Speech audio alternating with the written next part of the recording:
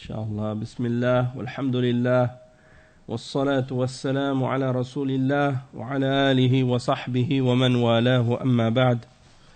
Donc on commence maintenant le cours numéro 6 dans notre série de cours sur l'explication du livre de Cheikh Abdelaziz ibn Baz, Naqd al-Qawmiyya al-Arabiyya, c'est-à-dire la critique et la réfutation du nationalisme arabe et en même temps également de toutes les autres formes de nationalisme qui existent. Parce que toutes les formes de nationalisme, elles sont en opposition avec l'islam.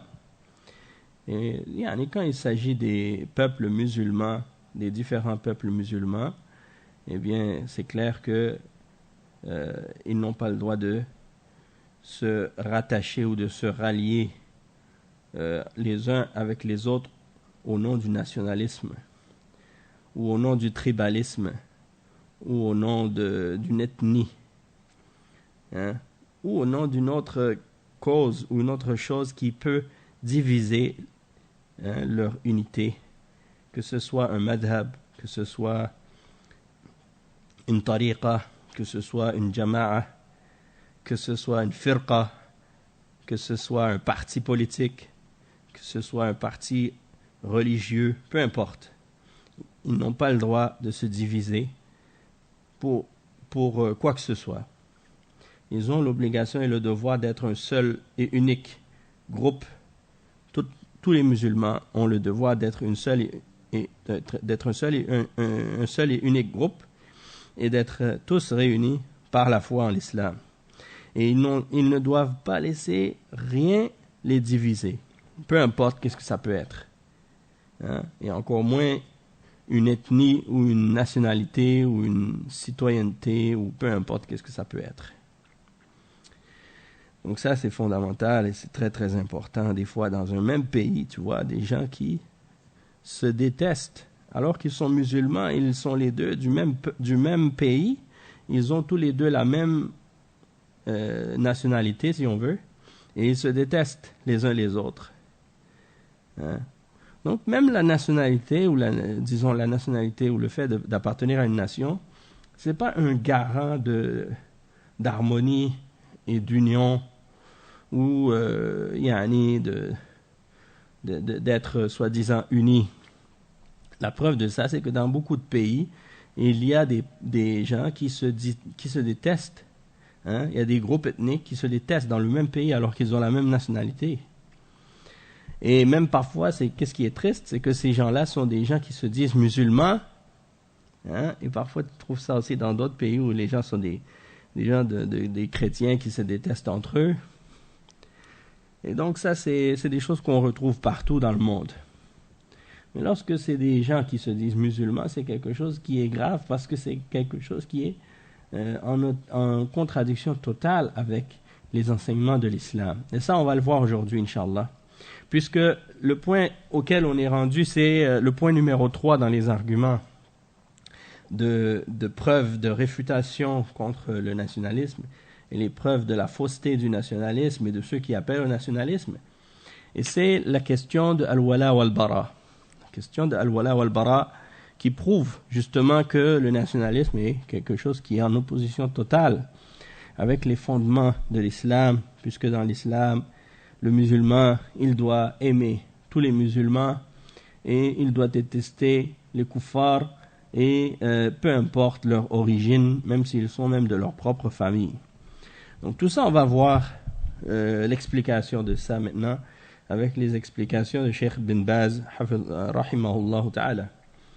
Donc le Cheikh Ibn Baz, il dit الوجه الثالث من الوجوه الدالة على بطلان الدعوة إلى القومية العربية وهو أنها سلم إلى موالاة كفار العرب وملاحدتهم من أبناء غير المسلمين واتخاذهم بطانة والاستنصار بهم على أعداء القوميين من المسلمين وغيرهم ومعلوم ما في هذا من الفساد الكبير والمخالفة لنصوص القرآن والسنة الدالة على وجوب بغض الكافرين من العرب وغيرهم ومعاداتهم وتحريم موالاتهم واتخاذهم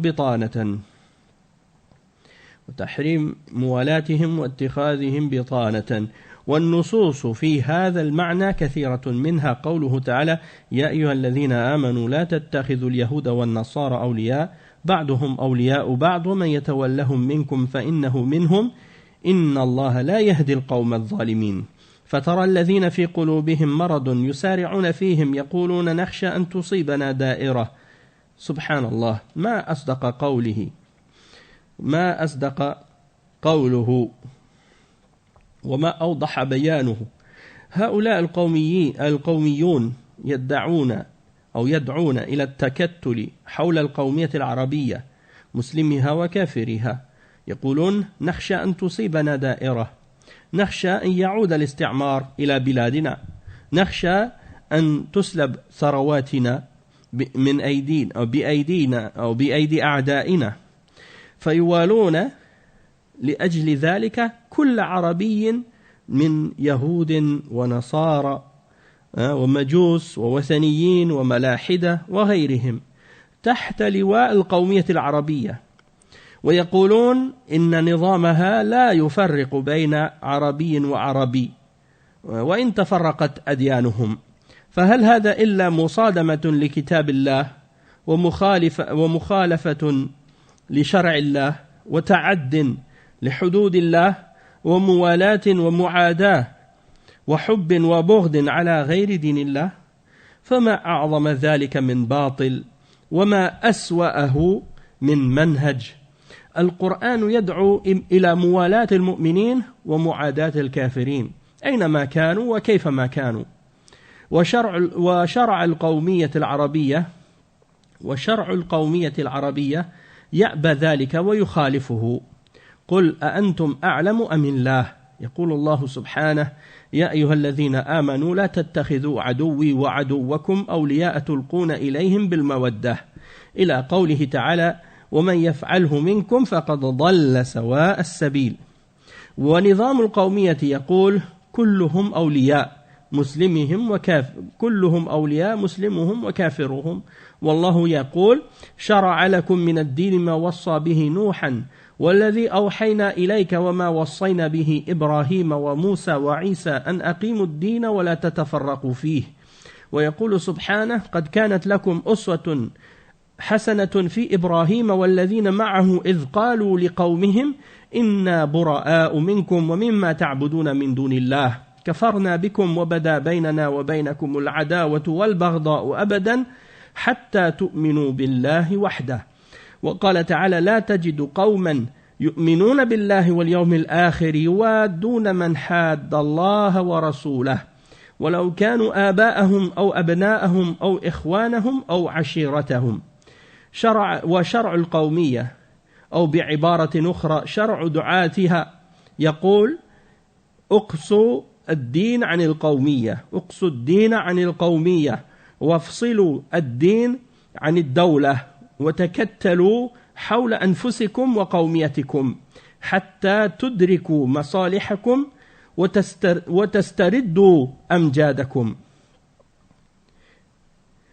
وكأن الإسلام وقف في طريقهم وحال بينهم وبين أمجادهم.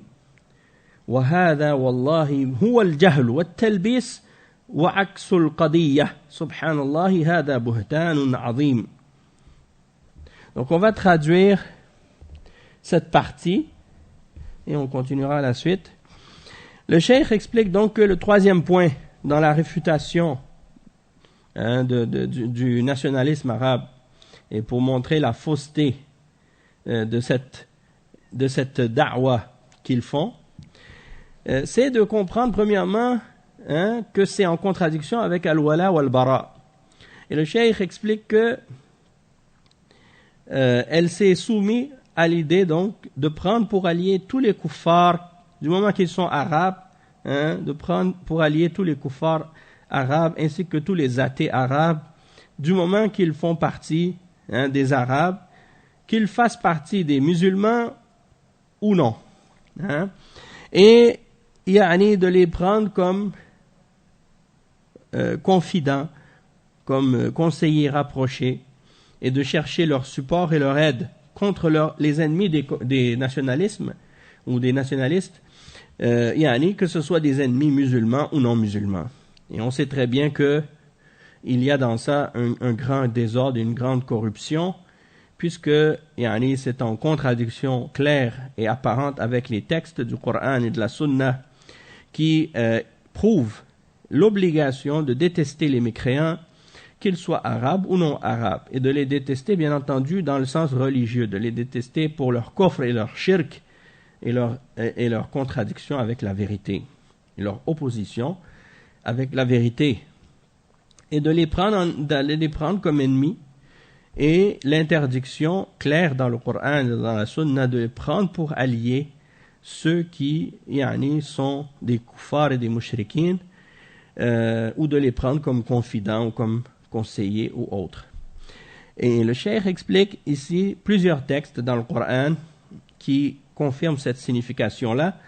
Et il y en a de nombreux versets à ce sujet justement, parce qu'il y en a plusieurs versets dans le Coran qui confirment ce principe, qui fait partie des principes parmi les plus fondamentaux de l'islam. Al-Wala wal-Bara, c'est un principe qui est compris par les musulmans depuis l'époque du prophète sallallahu alayhi wa sallam, puisque il est répété dans des dizaines et des vingtaines de versets dans le Coran. Et le cheikh, il cite un verset dans Surat Al-Ma'ida, le verset 51 et 52, dans lequel Allah Azza wa Jal, il dit « Ô vous qui avez cru, ne prenez pas les juifs et les chrétiens comme alliés. Ils sont alliés les uns des autres à cause de leur mécréance. Et il dit « Et quiconque d'entre vous les prend pour alliés est un des leurs. » Certes, Allah ne guide pas les peuples injustes. Et tu vois ceux qui ont une maladie dans leur cœur, qui se précipitent vers eux en disant « Nous craignons qu'un revers de situation nous touche. » On craint qu'on soit touché par un revers de situation. Yani da'ira. Que la situation change et puis que ce soit en notre avantage justement d'avoir ces gens-là comme alliés, si jamais nous-mêmes on a une situation de faiblesse. Ceux qui ont cette mentalité-là ou cette idée-là, eh bien c'est les munafiqin, bien entendu, les hypocrites, puisque Allah les a décrits comme ceux qui ont une maladie dans leur cœur. Ils se précipitent vers les juifs et les chrétiens pour chercher leur alliance et pour les prendre pour alliés. Allah al-Musta'an. Et le cheikh, il dit ici dans l'explication de ce verset, il dit « Subhanallah, regardez comment la parole d'Allah Azza wa Jal est véridique. Et regardez à quel point elle est claire, sa clarification. Puisque ceux-là, ceux qu'on voit aujourd'hui parmi les nationalistes, eh bien justement, c'est ça leur discours. Lorsqu'ils appellent les Arabes à s'unir autour de leur arabité, qu'ils soient musulmans ou mécréants, ils disent « Nous craignons un revers de situation, nous craignons que les colonisateurs reviennent dans nos pays, nous craignons que nos richesses nous soient volées par leurs mains. » Et à cause de ça, ils veulent prendre pour alliés tous les Arabes, qu'ils soient juifs, qu'ils soient chrétiens, qu'ils soient des majous, qu'ils soient des idolâtres, des athées, ou peu importe leur religion, communiste, nationaliste, ou bien socialiste, ou bien laïque, peu importe. L'important pour eux, c'est qu'ils soient d'accord de porter cette bannière nationaliste arabe. S'ils acceptent, alors peu importe leur état, peu importe leur croyance, peu importe qu'ils soient des kuffars, des mushrikines, des athées, des égarés, des hérétiques, des gens de bid'a, des mushrikines, n'importe quoi. C'est pas important pour eux. Pourquoi? Parce que leur système ne distingue pas entre un arabe et un autre. Pour eux, tous les arabes sont pareils, peu importe, même si leur religion est différente, c'est pas grave. Et ça, le cheikh explique que c'est en opposition totale avec le livre d'Allah et en contradiction totale avec la législation d'Allah et en transgression totale avec les limites que Allah Azza wa Jal a établies, et en contradiction également avec le fait de respecter le principe de al-wala wal-bara, et le fait de prendre pour alliés ceux que Allah aime et de prendre en ennemi ceux que Allah déteste, et d'aimer et de détester pour Allah. Donc tout ça, ça signifie que le nationalisme appelle donc les gens à aimer et à détester pour autre que la religion d'Allah. Et ça, il n'y a pas de doute que c'est parmi les plus grandes formes de fausseté et d'égarement qui soient, et une des formes de méthodologie parmi les plus mauvaises qui soient. Et ça, c'est commun chez tous les nationalistes, peu importe leur origine, peu importe leur couleur, peu importe leur pays. C'est pas seulement les nationalistes arabes, tous les nationalistes, que ce soit le nationalisme turc ou le nationalisme kabyle ou berbère ou amazigh, ou que ce soit le nationalisme africain ou l'afrocentrisme, ou que ce soit le nationalisme indien, ou que ce soit le nationalisme chinois, ou que ce soit le nationalisme de n'importe quel autre pays. Cette idée de nationalisme qu'on veut placer au-dessus de la religion, au-dessus de la charia d'Allah, c'est ça le résultat. Peu importe. Et le cheikh, il explique ici que le Coran appelle à prendre pour alliés les croyants et à prendre en ennemi les mécréants, peu importe qui ils sont, peu importe où ils sont. Et par contre, la législation des nationalistes arabes, elle refuse ça. Et elle contredit ça. Et Allah Azza wa Jal, il dit « Qul a'antum a'lamu amillah » C'est le verset 140 dans Surat Al-Baqarah. Dis, ô Muhammad, est-ce que c'est vous qui savez plus ou bien c'est Allah? Bien entendu, c'est Allah. Allah, c'est mieux. Alors, comment vous venez avec quelque chose qui contredit sa religion? Et Allah Azza wa Jal, il dit également dans le verset, dans Surat Al-Mumtahana, le verset 1, ainsi que le verset 4, qu'on va lire après, le verset 1, dans lequel Allah Azza wa Jal, il dit ce qui signifie « Ô vous qui avez cru, ne prenez pas pour allié mon ennemi, ainsi que votre ennemi, en leur offrant l'amitié. » Et ensuite, à la fin du verset, Allah Azza wa Jal dit « Et quiconque fait cela parmi vous, c'est certes égaré de la droiture du sentier. » Et ensuite, le cheikh explique, il dit que le système nationaliste, il dit qu'ils sont tous des alliés. C'est-à-dire, tous les Arabes sont des alliés des Arabes, peu importe qu'ils soient musulmans ou kafirs. Alors que Allah Azza wa Jal, il nous a montré l'exemple à suivre dans le peuple, dans Abraham, comment il agit avec son peuple. Et il dit dans le verset 4, dans Surat Al-Mumtahana, Ya ayyuhalladhina amanu, le verset 4 dans Surat Al-Mumtahana, Shara'a lakum min ad-din. Non, ça c'est le verset dans Surat Shura, le verset 13 en premier. Allah Azza wa Jal, il dit, il a légiféré pour vous de la religion ce qu'il avait enjoint à Noé, Nuh alayhi salam, le prophète, et ce qu'il a également révélé à toi, c'est-à-dire au prophète Mohammed sallallahu alayhi wa sallam, et ce qu'il a enjoint également à Abraham, ainsi que Moïse et Jésus, c'est-à-dire d'établir la religion, d'établir la religion dans sa pratique, dans sa croyance, dans tous ses aspects, et où il dit « Wala tatafarraqu fihi », c'est-à-dire vous n'avez pas le droit de vous diviser dans la religion. Vous n'avez pas le droit de vous diviser entre vous par rapport vis-à-vis de la religion. C'est-à-dire que vous êtes obligés d'être unis ensemble sur cette foi, sur cette croyance et sur cette religion-là. Et qu'il ne peut pas y avoir, ou il ne doit pas y avoir entre vous de division. Donc ça veut dire que tout ce qui vient diviser les musulmans, c'est en contradiction avec l'islam. Et par conséquent, donc le nationalisme est une forme d'hérésie, une forme d'égarement parce que ça divise entre les croyants. Et il mentionne ensuite le verset 4 dans Surat Al-Mumtahana, dans lequel Allah Azza wa Jal dit « Il y a certes pour vous un modèle, un bon modèle à suivre, un bon exemple à suivre en Abraham et ceux qui étaient avec lui. Lorsqu'ils dirent à leur peuple, nous nous désavouons de vous et de ce que vous adorez en dehors d'Allah. Nous vous renions et entre nous et vous s'installe l'animosité et la haine jusqu'à ce que vous croyiez en Allah seul. Jusqu'à ce que vous acceptiez de croire en Allah seul. C'est-à-dire que vous acceptiez de n'adorer que lui. Et de rejeter tout ce que vous adorez en dehors de lui. Ça, c'est la parole d'Abraham. Donc, on voit clairement dans la position d'Abraham que ça, c'est l'exemple que Allah Azza wa Jal nous ordonne de suivre.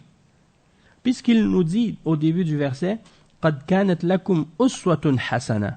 Il y a un bon exemple, un bon modèle à suivre en Abraham lorsqu'il a dit ça à son peuple. Et il ne parle pas à des gens étrangers à lui, ou à des gens de d'autres pays, ou à d'autres origines, ou d'autres ethnies, ou d'autres... Non, il s'adresse à son père, il s'adresse à son peuple. Et il leur dit, nous nous désavouons de vous et de ce que vous adorez en dehors d'Allah. Nous vous renions et il y a cette animosité-là qui existe et qui va toujours exister entre nous. Et cette haine jusqu'à ce que vous acceptiez de croire en Allah seul. Donc ça, c'est cette parole que Abraham a dit, eh bien, elle doit être également appliquée et suivie par tous les musulmans sur terre, peu importe leur peuple. Et qu'est-ce qui est bien encore aussi, parce que le cheikh il l'a pas mentionné ici dans ce verset-là, dans cet exemple-là, mais il y a un verset ensuite, le verset 6, dans lequel Allah Azza wa Jal il répète encore une fois qu'il y avait chez eux un bon exemple à suivre pour celui qui croit en Allah et au jour dernier. لقد كان لكم فيهم أسوة حسنة لمن كان يرجو الله واليوم الآخر. Donc, ça c'est encore un rappel encore une fois à ce sujet-là. Et il dit dans le verset qui suit après le verset 7, عسى الله أن يجعل بينكم وبين الذين عاديتم منهم مودة والله قدير والله غفور رحيم. C'est-à-dire, il se peut que Allah Azza wa Jal, et quand Allah dit asa dans le Coran, ça veut dire que c'est quelque chose qui va se produire. Donc Allah va établir entre vous et ceux que vous avez pris en animosité de l'amour. Et comment il va établir cet amour-là? Les ulama ont expliqué, c'est-à-dire que parce qu'ils vont se convertir à l'islam. C'est parce qu'ils vont accepter la foi. Et par conséquent, celui qui accepte la foi, après avoir accepté la foi, même s'il était auparavant mushrik ou kafir, du moment qu'il accepte la foi en Allah seul et qu'il rejette le shirk, il devient notre frère en religion. Et même si avant d'être musulman, il a pu commettre les pires crimes et il a pu même tuer des musulmans, du moment qu'il se convertit à l'islam, il devient notre frère en Allah et il est par la suite obligatoire pour nous, bien entendu, de le prendre pour frère et comme allié. Puisque la base de la foi, c'est le principe sur lequel s'est établi en islam l'amour entre les hommes et entre les femmes.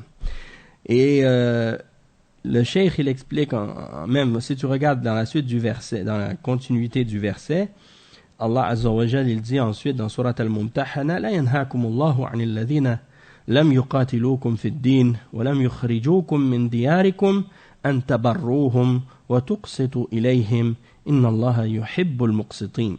Ce verset-là aussi est important pour nous faire comprendre la question de Al-Wala wal-Bara, puisque dans ce verset, Allah Azza wa Jal, il nous dit, Allah ne vous interdit pas d'être bon et d'être juste envers ceux qui ne vous ont pas combattu dans la religion et qui ne vous ont pas expulsé de vos demeures. Certes, Allah aime ceux qui sont justes. Donc, c'est-à-dire que les koufars qui sont justes avec les musulmans, eh bien, on a le devoir d'être juste envers eux et d'être bon envers eux. Et par conséquent, également, bien entendu, de les appeler et de les inviter à la foi.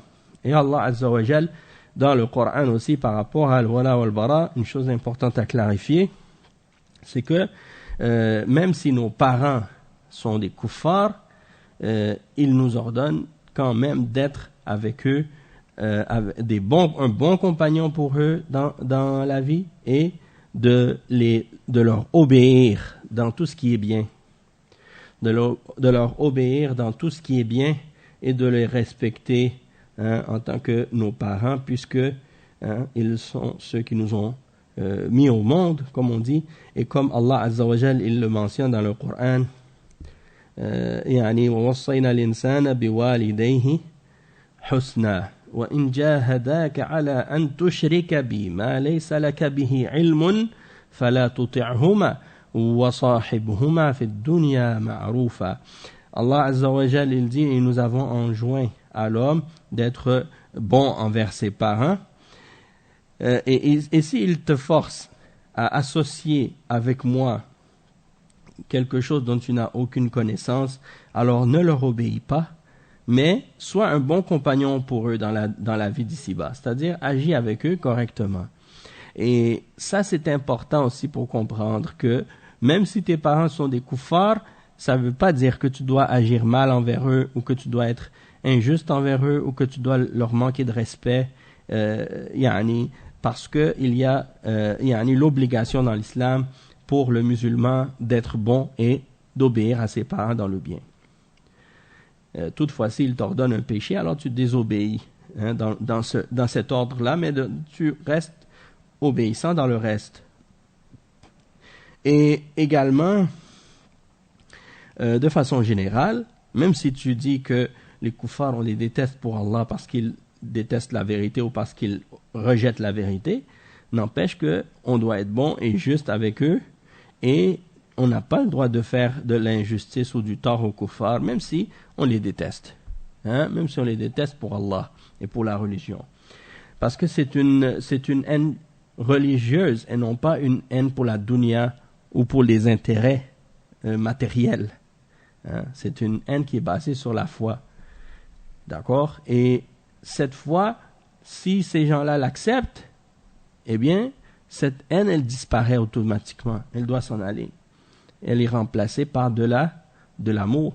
Comme le prophète sallallahu alayhi wa sallam, qui a combattu des mushrikines qui s'opposaient à l'islam pendant longtemps. Ils ont tué des musulmans, ils ont fait beaucoup de choses même contre l'islam et contre le prophète sallallahu alayhi wa sallam.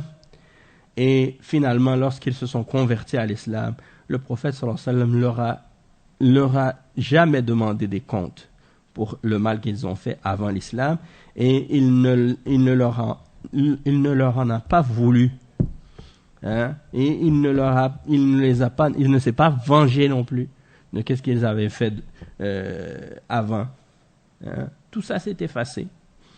Donc ça, c'est important de le comprendre. Et c'est ça le plus important, d'appeler les kuffars et les mushrikines à l'islam pour que Allah les fasse rentrer au paradis. Ça, c'est le plus important des objectifs. Ensuite de ça, le cheikh explique d'autres versets aussi, parce qu'il y en a beaucoup d'autres qui parlent de ce sujet-là. Le verset, par exemple, 22 dans Surat Al-Mujadala, dans lequel Allah Azza wa Jal, il dit tu ne trouveras pas un peuple qui croit en Allah et au jour dernier et qui en même temps aime ceux qui s'opposent à Allah et à son messager, même si ceux qui s'opposent à Allah et son messager seraient de leur propre peuple, c'est-à-dire même si c'était leur père, leur frère, même si c'était leur père ou leur fils, leur frère ou leur famille. D'accord? Donc ça veut dire que quand Allah dit tu n'en trouveras pas, ça veut dire que c'est impossible. Et si ça existe, ça veut dire que c'est des gens qui n'ont pas la foi. Et c'est pour ça qu'il dit tu ne trouveras pas de peuple qui croit en Allah et au jour dernier et qui en même temps aime ceux qui s'opposent à Allah et à son messager. Et ça, c'est pas juste lorsque les gens qui s'opposent à Allah et au messager sont des étrangers de d'autres peuples, de d'autres origines, de d'autres ethnies, de d'autres couleurs ou de d'autres langues. Ça, c'est pas, l'islam ne tient pas compte de ça. Que le kafir soit arabe ou africain ou européen ou italien, ou grec, ou juif, ou asiatique, ou chinois, ou peu importe de son origine. Hein? Si le musulman, il est de n'importe quelle origine, qu'il soit arabe, ou qu'il soit européen, ou qu'il soit asiatique, ou qu'il soit d'Amérique du Nord ou du Sud, peu importe. Qu'est-ce qui est important, c'est de savoir, est-ce que c'est un mu'min, est-ce que c'est un croyant, ou est-ce que c'est un kafir? Si c'est un mu'min, c'est ton frère. Si c'est un kafir, c'est ton ennemi, c'est pas ton frère. C'est ça le principe de base. Et donc, même si c'est ton frère, même si c'est ton père, même si c'est ta famille, même si c'est ton propre fils, mais qu'il est un kafir, il est ennemi d'Allah et de son messager, il déteste l'islam, alors dans ce cas-là, tu ne peux pas l'aimer parce qu'il est un kafir, ennemi de la religion. Et ça, on a vu l'exemple. Et il y a beaucoup d'exemples aussi dans l'exemple, même dans la vie des prophètes. On regarde l'histoire de Nuh, alayhi salam. Son propre fils, qui a refusé de monter avec lui dans l'arche, et qui est mort noyé, hein? Et quand il a dit à Allah, hein, c'est mon fils, hein, il est de ma famille. Et qu'est-ce que Allah Azza wa Jal lui a répondu? Il n'est pas de ta famille. Hein? Son acte n'est pas bon. Hein? Son œuvre n'est pas bonne. C'est pas quelqu'un qui aime le bien. Regardez la femme de Lot. Hein? La femme de Lot qui a péri avec le peuple de Lot. Pourquoi? Parce qu'elle était avec eux. Le fait d'avoir été mariée avec Lot, ça ne l'a pas sauvée. L'exemple d'Ibrahim alayhi salam avec son père. Son père était un mushrik. Et lui, Ibrahim alayhi salam, c'était son fils qui croyait en Allah. Est-ce que le fait d'avoir été le fils d'Ibrahim, ça a sauvé le père d'Ibrahim? Non. Hein? Et la même chose également, on a vu d'autres exemples comme ça aussi. Et tout ça, c'est pour nous faire comprendre que la vraie relation qui est la plus importante entre les hommes et qui va être la plus importante au jour de la résurrection, c'est la relation de la foi. C'est le lien de la foi. Et donc, le cheikh explique, il dit, donc, ça c'est ce qui est établi dans l'islam. Donc, que tu sois, hein, parce que le prophète, sallallahu alayhi wa sallam, c'est qui le premier peuple qui a combattu le prophète, sallallahu alayhi wa sallam? Le premier peuple sur terre qui a combattu le prophète, sallallahu alayhi wa sallam, hein, c'est les Arabes. Et le premier peuple qui a secouru le prophète, sallallahu alayhi wa sallam, c'est les Arabes aussi. Donc, ça veut dire que, autant il a eu des gens parmi les Arabes qui l'ont supporté, qui l'ont défendu, qu'il y en a eu également qui l'ont combattu et qui se sont opposés à lui. Donc ceux qui disent que l'islam c'est une religion d'Arabes et que c'est une religion pour les Arabes, hein, on entend ça beaucoup chez des gens, des peuples qui ne sont pas musulmans par exemple, et lorsqu'on leur parle de l'islam ou qu'on les invite à l'islam, et puis la première réaction qu'ils ont, c'est de dire ça c'est la religion des Arabes. Hein? Et ça, on entend souvent ça, subhanallah, chez nous, dans les pays des Antilles. Par exemple, quand tu vas chez les Haïtiens ou bien chez les Martiniquais, il y a le frère Abdul Karim, dernièrement, qui avait fait une conférence justement à ce sujet-là. Et c'est des choses qu'on entend même dans nos proches, parmi des gens de nos proches. Et même ici au Québec, moi je me rappelle même, parce que ma mère, du côté de ma mère, c'est des Québécois, donc ma grand-mère, la mère de ma mère, elle disait souvent ça. Elle disait, mais nous on n'est pas arabes, on n'est pas de ces pays-là. Hein? En voulant dire, puisqu'on est du Québec, on ne peut pas être musulman. J'ai dit non, grand-maman, ça n'a rien à voir. Ça n'a rien à voir avec l'origine. Hein? Est-ce que Jésus était québécois? Pourtant, vous êtes... J'ai dit, toi, t'es catholique, t'es chrétienne. Tu dis que tu crois en Jésus. Est-ce que Jésus était québécois? Est-ce que Marie était québécoise? Hein? J'ai dit, regarde, quand tu regardes, elle regardait les films à chaque année, il y avait à Pâques, là, puis dans la semaine de Pâques, elle regardait le film de la vie de Jésus, puis tout ça. J'ai dit, regarde dans ce film, les gens, comment ils sont habillés. Jésus, Marie, hein, comment ils sont habillés. J'ai dit, est-ce qu'ils s'habillent comme des Québécois ou bien s'habillent comme des musulmans? Hein? Là, elle ne savait pas quoi dire. Hein? Comment elle peut dire quoi que ce soit? Elle ne peut pas débattre avec ça. Et c'est la même chose aussi avec les Haïtiens. Ils pensent que Jésus est un Haïtien. Il y a beaucoup d'Haïtiens, ils pensent que Jésus est Haïtien. Hein? Ils disent, ah, ça c'est religion arabe. Nous-mêmes, ce n'est pas arabe, nous, c'est Haïtien.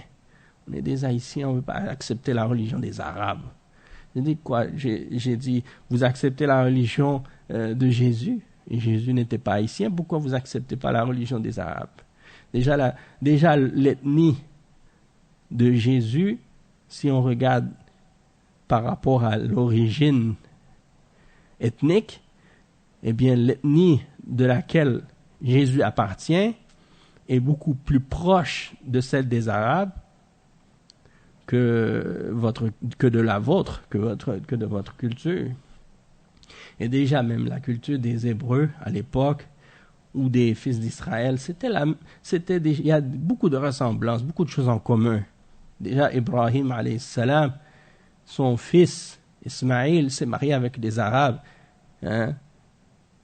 Yani, pas besoin de rentrer dans tous les détails, mais tout ça pour dire, yani, le fait que quelqu'un, par exemple, dise non, moi je suis pas arabe, je peux pas être musulman, ça c'est absurde, c'est ridicule, puisque le message de l'islam il est universel, c'est pour tout le monde, c'est pour tous les peuples. Et alhamdulillah, yani, on le voit ça de toute façon depuis le début. C'est pas comme dans le christianisme malheureusement qui ont déformé complètement le message de Jésus depuis le début, hein, et qui ont pris les Noirs comme des esclaves depuis le début, et qui ont traité tous les peuples de la terre comme s'ils étaient des peuples inférieurs à eux. Allah al-Musta'an, qu'est-ce qu'on a trouvé même il n'y a pas longtemps, là, dernièrement, ici au Canada, on a trouvé des tombes dans des anciens pensionnats des catholiques qui volaient des enfants, qui prenaient des enfants des Amérindiens pour les amener dans ces centres de formation, pour essayer de les occidentaliser, de les rendre européens, ou bien de leur donner leur culture par la force, hein, et de les forcer à devenir quelqu'un d'autre, de leur enlever leur langue, de leur enlever leurs coutumes, leur culture, hein, et de leur imposer la religion chrétienne.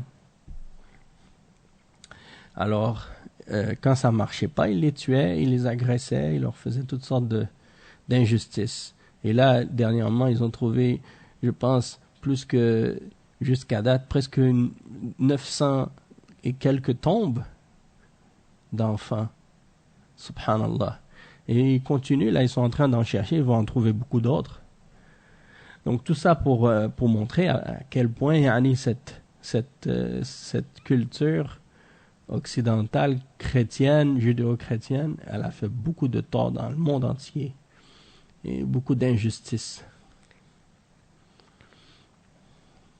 Et donc quand tu entends des peuples qui disent comme ça, ah, nous on n'est pas arabes, on veut pas de l'islam. Donc ça c'est pour montrer en fait que tout ça c'est juste un prétexte pour ne pas accepter la vérité. Puisque dans les pays musulmans, en Afrique de l'Ouest, il y a eu des Africains musulmans depuis des siècles. Hein, ils ne sont pas arabes, mais c'est des musulmans. En Asie, la même chose. Hein. L'islam s'est propagé dans ces pays-là depuis des siècles, même depuis en Perse, dans l'Empire perse, dans le nord de l'Afrique, c'est pas des Arabes. Hein. Mais pourtant, ils sont musulmans depuis des siècles. en Indonésie, on dit que c'est le pays où il y a le plus de musulmans, le pays où il y a le plus d'habitants musulmans dans le monde, c'est l'Indonésie. Hein? La Malaisie, le Pakistan, l'Inde, tous ces pays-là, c'est pas des Arabes, hein? Même en Chine, il y a des musulmans. On parle beaucoup d'eux maintenant dans les médias, les Ouïghours, que les Chinois essaient d'assimiler. Hein? La même chose, on voit beaucoup de musulmans aux Philippines, des millions de musulmans aux Philippines, et dans Jakarta, il y en a plein, partout. Et même en Europe, maintenant, les musulmans, les mosquées, les musulmans, ça augmente de plus en plus. Des gens qui se convertissent de toutes les origines. Et en Amérique du Sud, maintenant, même en Amérique du Sud, en Amérique latine, là où c'était fortement catholique. Mais quand les gens là-bas étudient leur histoire, ils voient qu'est-ce que l'Église catholique a fait, hein, comme massacre, comme génocide, hein, au nom de la croix, au nom de l'Église. Beaucoup de gens maintenant, ils se réveillent, ils commencent à comprendre. Et là, ils commencent à étudier l'islam, et voilà le message de l'islam. Hein? Donc, subhanallah. Tout ça pour dire, yani, que une religion qui distingue entre les nations, entre les races, entre les peuples, ça ne peut pas être une religion de vérité. Hein? Quand tu dis que les Noirs, ils n'avaient pas la même Bible que les Blancs, que les riches, ils ne pouvaient pas s'asseoir, ils s'assoyaient en avant à l'église, mais les pauvres, ils s'assoyaient en arrière, et ils ne s'assoyaient même pas, ils restaient debout en arrière, qu'ils n'étaient pas enterrés ensemble dans les cimetières. Il y avait des cimetières pour les riches, des cimetières pour les pauvres. Des messes pour les riches, mais si tu pouvais payer là, hein, tu peux payer le prêtre pour faire une messe pour quelqu'un de ta famille. Si tu n'as pas d'argent, il ne va pas faire de messe pour ta famille. Même à un moment donné, ils vendaient des papiers pour que, si tu veux que tes parents qui sont morts, tu veux pas qu'ils aillent au purgatoire, ou tu veux pas qu'ils soient châtiés après la mort, tu pouvais payer une somme d'argent à l'église pour qu'ils te donnent un papier pour les faire sortir, soi-disant, du châtiment, du purgatoire. Toutes sortes de mensonges qui ont été prêchés par ces tawarites de l'église catholique. Nasallallahu al-afiyah. Hein? Et toute cette classification des peuples et des différences entre les peuples qu'ils ont classifiés, hein, comme ça. Ils faisaient des études, ils calculaient la circonférence du crâne des différents peuples. Ils les analysent comme si c'était ils les analysaient comme si c'était des animaux, là. Hein? La circonférence du crâne, yani la forme du crâne et tout. Et ils disaient, bon, nous les Caucasiens, c'est la race supérieure. Après ça, il y a les Mongoloïdes, après les Négroïdes. Yani, toutes ces choses-là, yani, tu lis qu'est-ce que les soi-disant médecins, là, psychologues ou psychiatres, qu'est-ce qu'ils disaient des musulmans en Afrique du Nord lorsqu'ils ont fait la colonisation, lorsque les Français ont colonisé l'Algérie, et comment ils décrivaient les peuples musulmans. Yani, subhanallah, tu dis quoi? Ils ont dit, on est venu pour civiliser ces peuples barbares musulmans. C'est comme ça qu'ils parlaient, c'est comme ça qu'ils ont parlé. Hein? Ils pensaient que c'était eux les plus élevés, les plus civilisés du monde. Et que tous les autres peuples sont inférieurs. Pourquoi? Parce que ils ont découvert 2 ou 3 petites découvertes scientifiques. ils ont fabriqué une machine à laver, ça veut dire ça y est, ils ont dépassé tout le monde. Parce qu'ils roulent en Ferrari ou en Lamborghini, ça y est. Ils sont supérieurs à tout le monde. Donc, c'est ça l'origine de l'arrogance du shaitan. Le shaitan, quand il a dit à Allah qu'il refuse de se prosterner devant Adam, parce que il était orgueilleux, il a dit, moi je suis meilleur que lui, pourquoi je vais me prosterner devant lui? Alors que c'est un ordre d'Allah, tu ne discutes pas. Quand il t'ordonne de faire quelque chose, tu le fais. Mais lui, il a refusé. Et quand Allah lui a demandé, pourquoi tu refuses de te prosterner alors que je te l'ordonne? Il a dit, خلقتني من نار وخلقته من طين أنا خير منه. Je suis meilleur que lui. Donc c'est la jalousie et l'orgueil. Hein? Et pourquoi il est meilleur? Parce que qu'est-ce qui détermine que le feu est meilleur que la terre? Qu'est-ce qui a déterminé ça? C'est qui a décidé que parce que tu es de feu, tu es meilleur que de celui qui est fait de terre? Hein? Et si on compare le feu et la terre, on peut trouver dans la terre beaucoup plus de bien que dans le feu. Le feu, il a du bien, la terre, elle a du bien aussi. Mais le feu, il a du mal aussi. Et la terre aussi, peut-être, peut avoir du mal.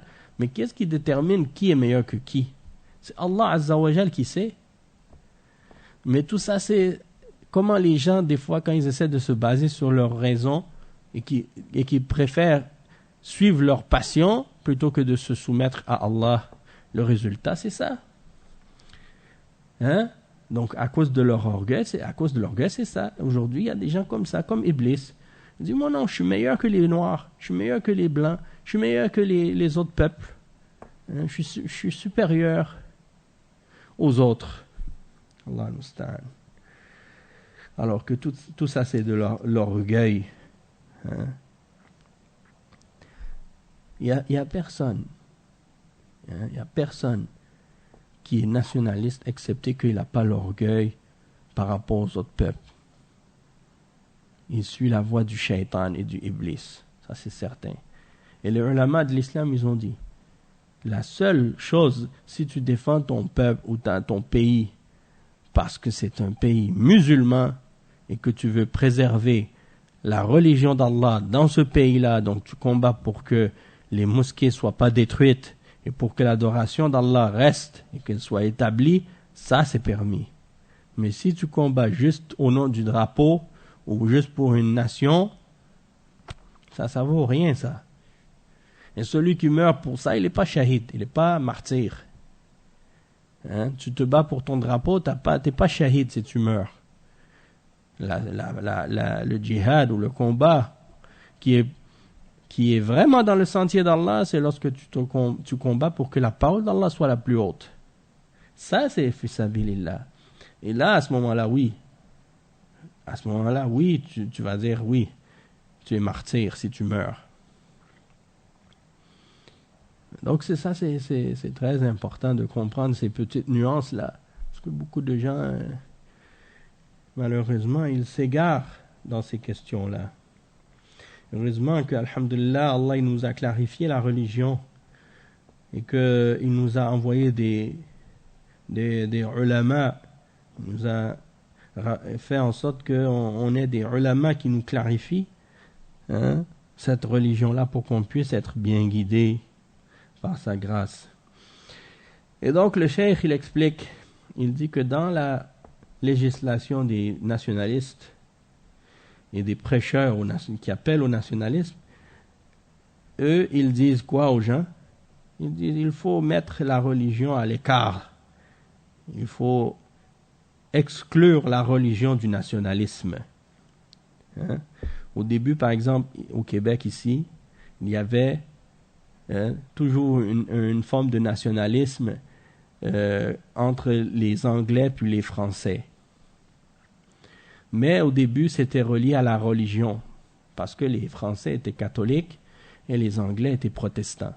Et donc, il y avait toujours cette opposition-là entre les deux, à cause justement de la religion. Et la raison pour laquelle les Québécois hein, ce qu'on appelle aujourd'hui Québécois. À l'époque, on ne disait pas les Québécois, on disait les Canadiens français. Hein, la raison pour laquelle ils étaient toujours restés séparés, c'est à cause de la différence religieuse. Hein? Pas à cause de la langue seulement. Parce que la preuve, il y a des anglophones qui sont catholiques aussi, hein? Des Irlandais qui sont catholiques. Et ils vivaient avec les Québécois, soi-disant avec les Canadiens français. Ça. Et étant donné qu'ils étaient catholiques, ça ne dérangeait pas. Du moins, pas autant. Mais là, quand on a installé le nationalisme, ben maintenant, ça devenait plus possible d'utiliser la religion parce qu'ils ont rejeté la religion. Donc, ça devenait plus possible d'utiliser la religion comme prétexte ou comme raison pour supporter leur cause nationaliste. Et c'est devenu un combat maintenant purement linguistique, soi-disant. Ce qui fait que l'affaire est devenue encore plus futile, encore plus ridicule. Hein? De vouloir faire un pays juste parce qu'on parle pas la même langue. Mais c'est un petit peu absurde parce qu'une langue, ça s'apprend. Hein?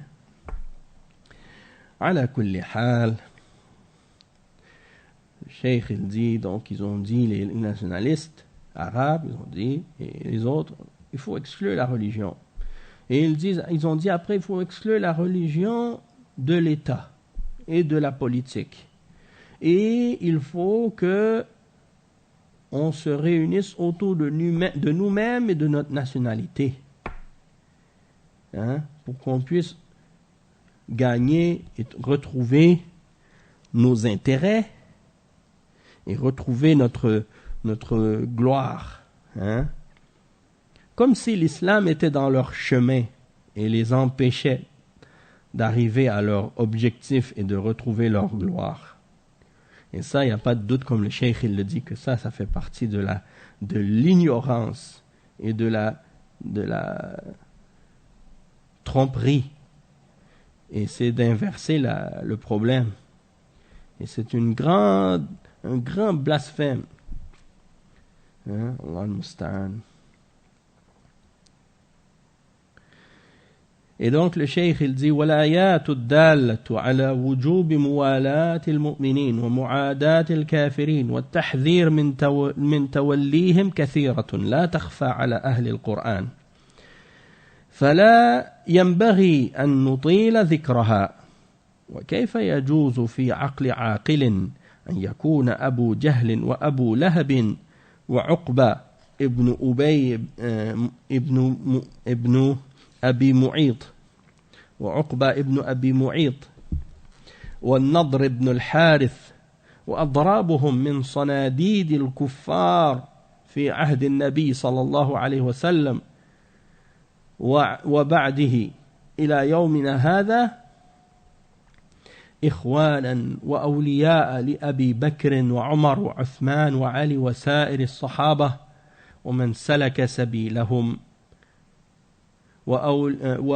وسلك سبيلهم من العرب إلى يومنا هذا والله من أبطل الباطل وأعظم الجهل وشرع القومية ونظامها يوجب هذا ويقتضيه وإن أنكره بعض دعاتها جهلا أو تجاهلا وتلبيسا فلا حول ولا قوة إلا بالله العلي العظيم. Et donc le cheikh là, il donne un bon point, encore une fois. Il explique, il dit que premièrement, les versets qui indiquent l'obligation pour les croyants de prendre les croyants comme alliés et de les aimer et de prendre les kuffars comme ennemis et de les détester pour Allah et de mettre en garde contre le fait de les prendre pour alliés également, il y en a de nombreux versets comme ça. Et ça, c'est des choses qui n'échappent pas aux gens qui lisent le Coran. Il dit donc qu'on n'a pas besoin de s'attarder trop longtemps à les mentionner, parce que c'est connu. Il dit, alors comment serait-il possible, comment serait-il permis pour une personne qui détient une logique, une raison, de considérer Abu Jahl et Abu Lahab, ainsi que Uqba ibn Abi Mu'id et Al-Nadr ibn al-Harith, ainsi que d'autres parmi leurs semblables, parmi les têtes des kuffars à l'époque du prophète sallallahu alayhi wa sallam et après, jusqu'à notre jour. Comment est-ce que ce serait possible que ces gens-là soient considérés comme des frères et des alliés de Abu Bakr et de Omar et de Uthman et de Ali et du reste des Sahaba, ainsi que ceux qui ont suivi leur voie parmi les Arabes jusqu'à nos jours? Il dit ça, il n'y a pas de doute par Allah que ça fait partie des plus grandes formes de fausseté et des plus grandes formes d'ignorance. Et il dit que, par contre, la législation des nationalistes ainsi que leur système implique cela et impose cela. Même si certains d'entre leurs prêcheurs refusent d'accepter ça, par ignorance ou parce qu'ils font semblant, ou parce qu'ils veulent mélanger le vrai et le faux, wala hawla wala quwwata illa billahi al-ali al-azim. Et le cheikh il dit وقد أوجب الله على المسلمين أن يتكاتفوا ويتكتلوا تحت راية الإسلام وأن يكونوا جسدا واحدا وبناء متماسكا ضد عدوهم وعدوهم على ذلك ضد عدوهم وعدوهم على ذلك النصر والعز والعاقبة الحميدة. Non. Je m'excuse. الشيخ il dit وأن يكونوا جسدا واحدا وبناء متماسكا ضد عدوهم ووعدهم على ذلك النصر والعزة والعاقبة الحميدة كما تقدم ذكر ذلك في كثير من الآيات وكما في قوله تعالى وعد الله الذين آمنوا منكم وعملوا الصالحات ليستخلفنهم في الأرض كما استخلف الذين من قبلهم وليمكنن لهم دينهم الذي ارتضى لهم وليبدلنهم من بعد خوفهم أمنا يعبدونني لا يشركون بي شيئا. الآية. وقال تعالى ولقد سبقت كلمتنا لعبادنا المرسلين إنهم لهم المنصورون وإن جندنا لهم الغالبون. فوعد الله سبحانه عباده المرسلين وجنده المؤمنين بالنصر والغلبة واستخلافهم في الأرض والتمكين لدينهم وهو الصادق في وعده وعد الله لا يخلف الميعاد وإنما يختلف هذا الوعد في بعض الأحيان بسبب تقصير المسلمين وعدم قيامهم بما أوجب الله عليهم من الإيمان والنصر لدينهم.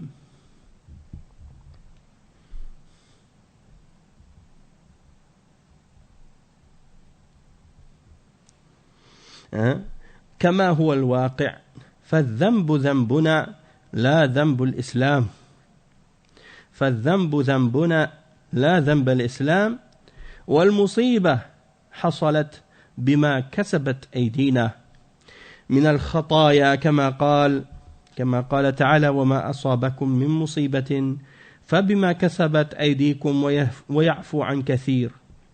فالواجب على العرب وغيرهم التوبة إلى الله سبحانه والتمسك بدينه والتواصي بحقه وتحكيم شريعته والجهاد في سبيله والاستقامة على ذلك من الرؤساء وغيرهم فبذلك يحصل لهم النصر ويهزم العدو ويحصل التمكين في الأرض وإن قل عددنا وعدتنا.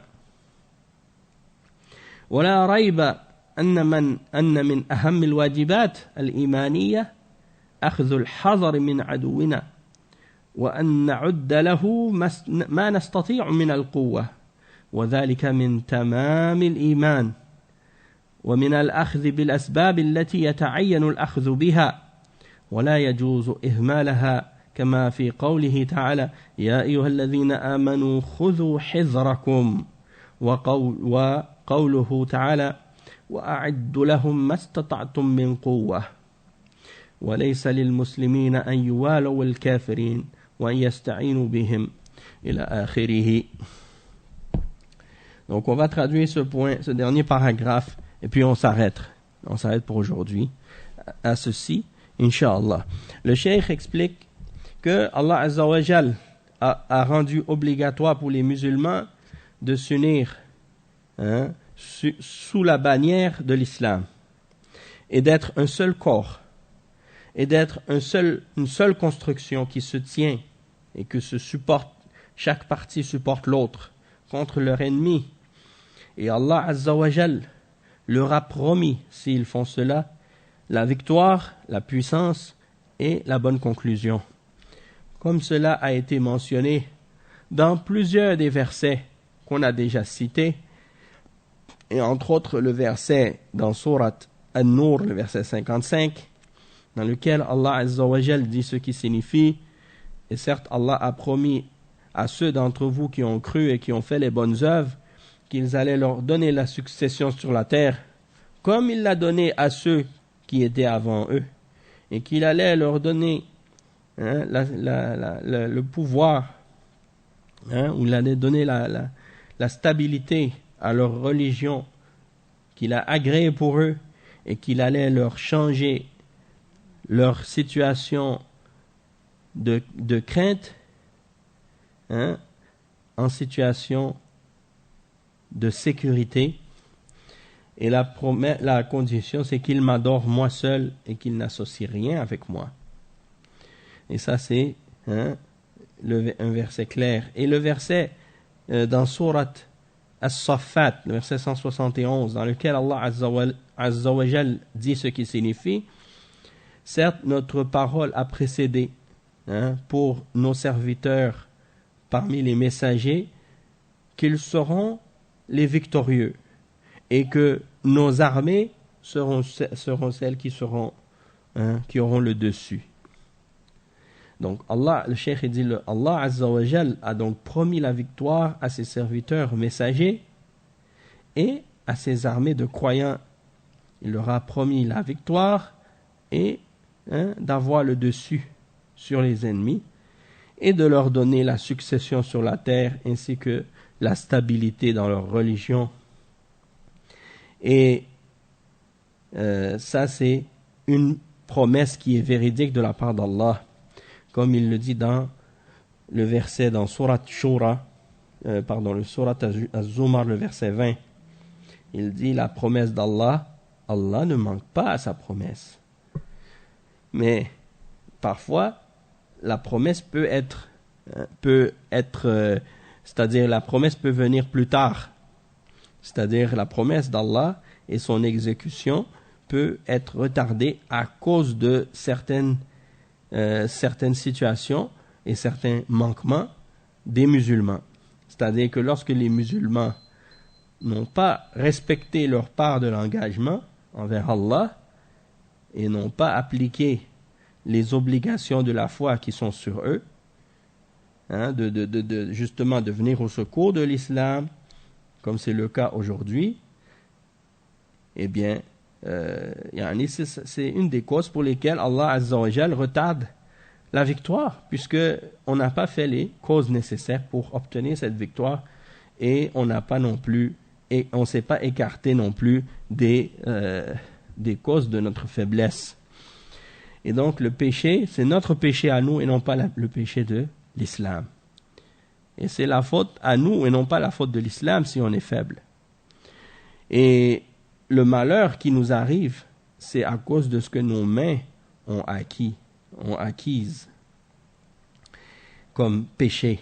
Comme Allah Azza wa Jal dit dans le verset 30, dans Surat Ash-Shura, lorsqu'il dit ce qui signifie, et il n'y a pas un malheur qui vous touche, excepté que c'est à cause de ce que vos mains ont acquise. Et il pardonne beaucoup. Et il pardonne beaucoup. Il pardonne beaucoup de vos fautes, malgré ça. Et l'obligation donc pour les Arabes et pour les non-Arabes parmi les musulmans, c'est de se repentir à Allah et de s'accrocher à sa religion et de s'enjoindre les uns les autres à la vérité et de juger selon sa loi et sa législation, sa charia, et de faire le djihad et de lutter dans son sentier et de se tenir sur la droiture parmi les musulmans qui sont dirigeants ainsi que les autres qui font partie des dirigés, et de dépenser tout ce qu'ils peuvent dans le bien pour obtenir la victoire et pour écraser leur ennemi et pour qu'ils puissent obtenir cette stabilité sur la terre. Et même s'ils ont un petit nombre et peu de moyens, il n'y a pas de doute que parmi les plus grandes obligations de la foi, c'est de prendre nos précautions vis-à-vis de l'ennemi et de préparer notre force avec ce que nous sommes capables. Et cela fait partie donc du fait de compléter notre foi que de prendre les causes nécessaires par lesquelles on est capable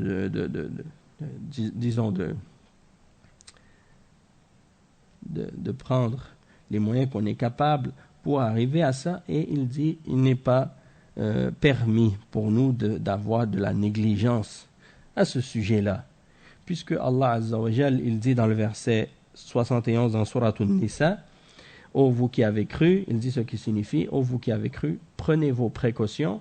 Et il dit également dans le verset 60 dans Surat Al-Anfal, ce qui signifie, et préparez pour eux ce que vous êtes capable comme force.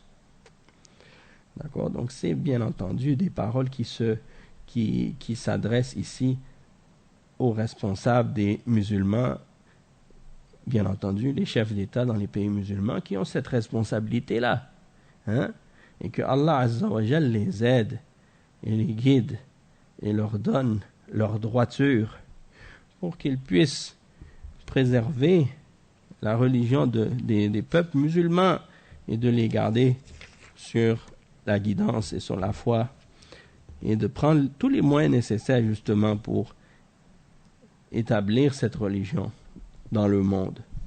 أقول قولي هذا وأستغفر الله لي ولكم فاستغفروه إنه هو الغفور الرحيم والحمد لله رب العالمين وصلى الله وسلم على نبينا محمد وعلى آله وصحبه أجمعين والسلام عليكم ورحمة الله وبركاته. السلام عليكم.